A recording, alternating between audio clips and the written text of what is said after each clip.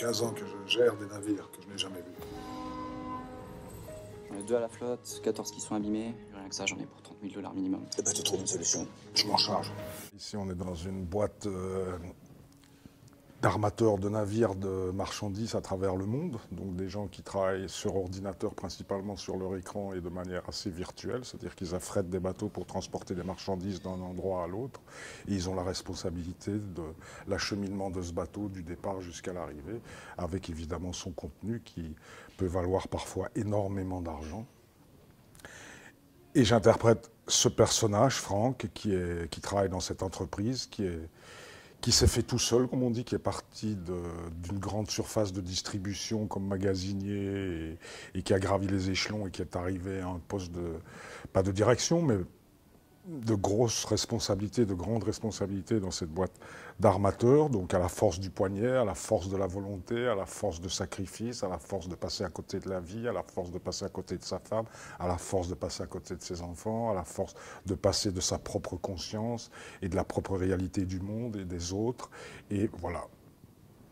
Et un jour, il se retrouve confronté à une décision difficile à prendre. How much it will cost me if the boat is quarantined?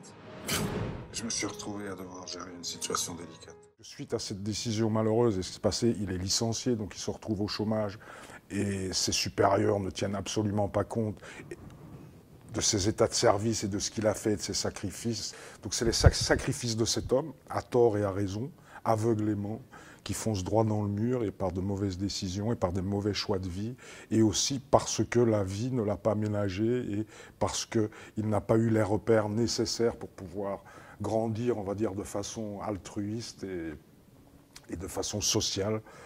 Ici, il s'est retrouvé dans un milieu compliqué, où il s'est fait seul, sans repères, ou en tout cas avec des gens qui avaient les mêmes principes que lui, c'est-à-dire la rentabilité à tout prix. Toi, tu prends un risque courageux pour eux. C'est comme ça qu'ils te remercient. Ces gens sont des porcs.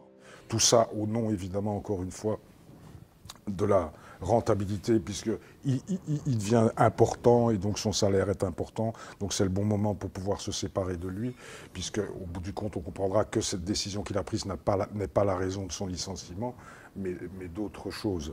La fin est extrêmement violente. Parce que justement, il n'y a pas de retour en arrière pour lui. Vous voulez savoir si je me sens coupable? La réponse est non.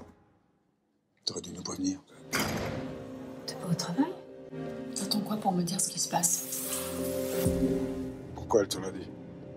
Il nous dit tout. On a accepté de vivre sans père, mais on n'acceptera pas de changer notre niveau de vie. Je dirais que vous êtes exceptionnellement bien adapté aux enjeux actuels du marché du travail. Donc selon moi, tous les voyants sont au vert. On a un poste à pourvoir et on aimerait que ce soit vous. Ce sont des opérations très rentables. Je ne te cache pas qu'elles sont risquées.